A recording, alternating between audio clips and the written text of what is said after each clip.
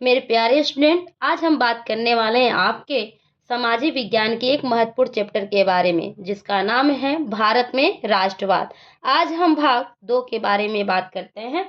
तो बात करें असहयोग आंदोलन के भीतर अलग-अलग एक धाराएं चलने लगी, जैसे शहरों में आंदोलन होने के लिए, ग्रामीण इलाकों में विद्रोह, बगानों में स्वराज।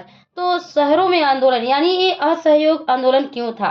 एक कार्यों, व्यवस्थाओं और नीतियों में सहयोग न करने की नीति असहयोग के नाम से जानी जाती थी। जहां पे गांधी जी ने 1909 में हिंद स्वराज नामक पुस्तक लिखा था। कहा गया, भारत में ब्रिटिश शासन भारतीयों के सहयोग स्थापित हुआ जहां चल रहा था। यदि भारत के लोग अपना सहयोग वापस ले लें तो ब्रिटिश शासन ढह जाएगा और स्वराज की स्थापना हो जाएगी। इसी उक्त के संदर्भ में गांधी जी ने असहयोग आंदोलन चलाया। गांधी ने सुझाव किया कि आंदोलन चरणबद्ध ढंग से आगे बढ़ना चाहिए। उन्होंने इसका कार्यक्रम प्रस्तुत करते हुए कहा, पहले लोगों को सरकार द्वारा दी गई पदवियां लौटानी देनी चाहिए, जहां सरकारी नौकरियां, सेना, पुलिस, न्यायालय, विधान परिषदों, स्कूल और विदेशी वस्तुओं के बहिष्कार कर दिया जाना चाहिए। जहां सरकार द्वारा आंदोलन का दमन किए जाने सविनय अवज्ञा आंदोलन भी प्रारंभ किया जाएगा। जहां 1920 में भीषण गर्मी में गांधी जी शौकत अली देश में आंदोलन के समर्थन जुटाने में घुसे हुए थे। जहां शहरों में आंदोलन विद्यार्थियों और अध्यापकों ने स्कूल कॉलेज छोड़ दिए। जहां वकीलों ने मुकदमा लड़ना बंद कर दिया। जहां विदेशी सामानों का बहिष्कार कर दिया। जहां कपड़ों की होली, विदेशी व्यापार में पैसा लगाने से इनकार कर दिया। शराब की दुकानें भी पिकनिक के चारों ओर से घेरा दी गई। जहां बात करें हम ग्रामीण क्षेत्रों की, तो वहां पे किसान आंदोलन का बाबा रामचंद्र ने नेतृत्व किया था। जहां हम बात करें, बाबा रामचंद्र गिरमिटिया मजदूरों के रूप में कार्य कर रहे थे। जहां लगान कम करने की मांग की गई, जहां बेकारी खत्म करने की मांग की गई। अक्टूबर 1920 में अवध किसान का सभा एक गठन किया गया। जहां हम बात करें कि बागान स्वराज की स्थापना के लिए, तो 1859 में पास किए गए इंग्लैंड एग्रीमेंट एक्ट के माध्यम से मजदूरों को बाहर जाने की आज्ञा नहीं थी। लेकिन जब मजदूरों ने असहयोग आंदोलन के बारे में खुला, बगानों को छोड़कर चल दिए, परंतु ब्रिटिश सरकार ने उन्हें रास्ते में पकड़ के पिटाई भी कर दी थी। बात करें असहयोग आंदोलन की वापसी, 5 फरवरी 1922 को गोरखपुर जिले के चौरी चौरा नामक एक स्थान पर आंदोलनकारियों ने जुलूस निकाला, पर पुलिस ने गोलियां चला दी, जिस कारण भीड़ आक्रोशित हो गई और पुलिस थाने में आग लगा दी गई, और जिसमें एक थानेदार समेत 22 सिपाहियों को जिंदा ही जला दिया गया। एक हिंसक घटना के गांधी जी ने दुखी होकर ये आंदोलन वापस लेने का एक निर्णय कर लिया गया था। अब बात करें सविनय अवज्ञा आंदोलन, दांडी आंदोलन की बात करें, तो ये बात फरवरी 1922 में जब गांधी जी ने असहयोग आंदोलन को वापस लेने का निर्णय लिया, तब गांधी जी ने अनुभव किया कि आंदोलन का स्वरूप कैसा होगा, हिंसक बनता जा रहा है। जहां पे सत्याग्रही प्रशिक्षित नहीं थे और कांग्रेस के कुछ नेतागण इस आंदोलन में थक चुके थे। जहां 1919 में गवर्नमेंट ऑफ इंडिया एक्ट के अनुरूप गठित की गई एक प्रांतीय परिषदों ने चुनाव में भाग लेना चाहा, लेकिन उन्हें लगता था कि जो वहाँ पे परिषदों में रहकर ब्रिटिश सरकार का विरोध भली प्रकार से करते हैं, वहाँ पे दास और पंडित मोतीलाल नेहरू ने परिषद राजनीति ने वापस लौटने के लिए कांग्रेस के भीतर स्वराज पार्टी का गठन किया, जहाँ पे जवाहरलाल नेहरू और सुभाष चंद्र बोस जैसे युवा नेता अधिक तीव्र आंदोलन करने में पक्षधर में थे। जहाँ हम बात करें कि इस अवधि में विश्वव्यापी आर्थिक मंदी ने इसे कृषि उत्पादों के मिलों पर गिरा दिया गया, जहाँ पे उनका निर्माण घट गया और ग्रामीण क्षेत्र में मंदी बिलबिलाने लगी। जहाँ पे इंग्लैंड के टोरी सरकार ने सन जॉन साइमन आयोग का गठन कर दिया और राष्ट्रवादी आंदोलन के प्रभाव का अध्ययन किया, और रिपोर्ट इन कमीशन लक्ष्य था।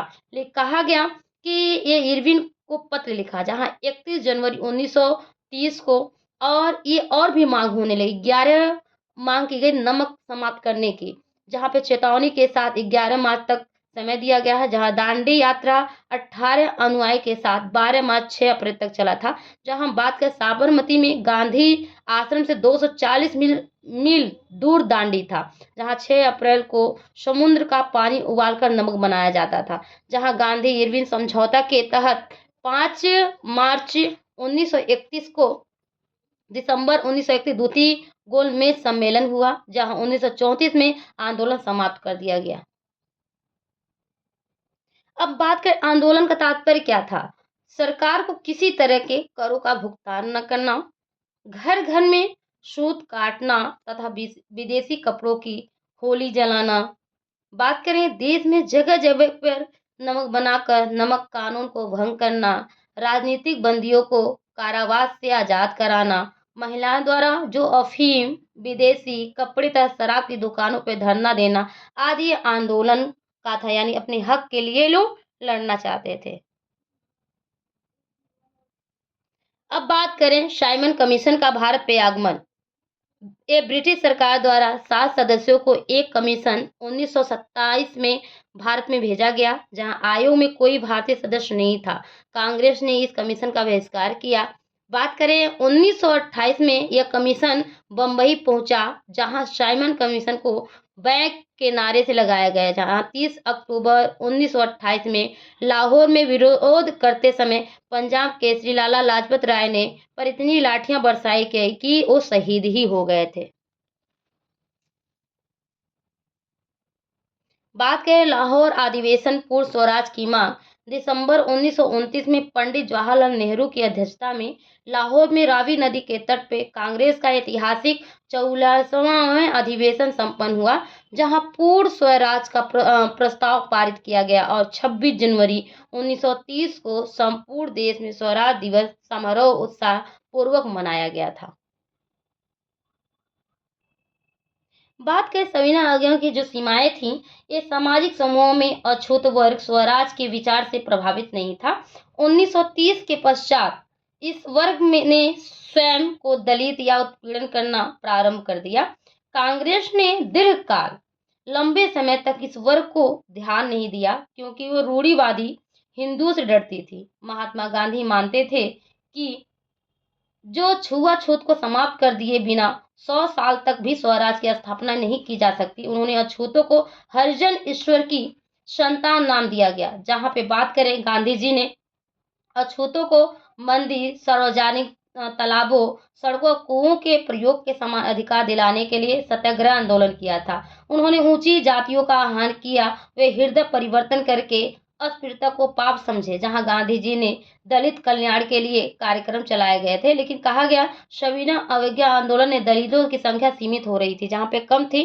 जहां बात करें, डॉक्टर भीमराव अंबेडकर ने 1930 में दलितों का दमिन वर्ग एसोसिएशन अलग एक निर्वाचन का संगठित बनाया, जहां दलितों के लिए अलग निर्वाचित क्षेत्र चाहते थे, जहां ब्रिटिश सरकार ने उसकी मांग ली। अतः गांधी जी कहे आमरण अनशन पे बैठ गए। वह स्वराज में विघटन नहीं चाहते थे, लेकिन अंबेडकर ने गांधी जी की राय से मानकर 1932 में एक पूना पैक्ट कर लिया, जो उनके अनुसार विधायकी परिषदों ने दलितों की सीटों का आरक्षण का लाभ दे दिया गया। जहां पे भारत में कुछ मुस्लिम संगठनों ने भी सविनय अवज्ञा आंदोलन में दूरी बनाए रखी, जहां असहयोग खिलाफत आंदोलन शांत हो जाने से मुसलमानों का एक बड़ा वर्ग कांग्रेस कट गया, जहां क्योंकि कांग्रेस हिंदू महाभारत से जुड़ गई थी और हिंदू मुसलमानों की दूरियां बढ़ा दी जाने से दोनों समुदाय उग्र जुलूस निकालने लगे, जहां कई नगरों मुस्लिम समुदाय के संघर्ष में जुड़े थे।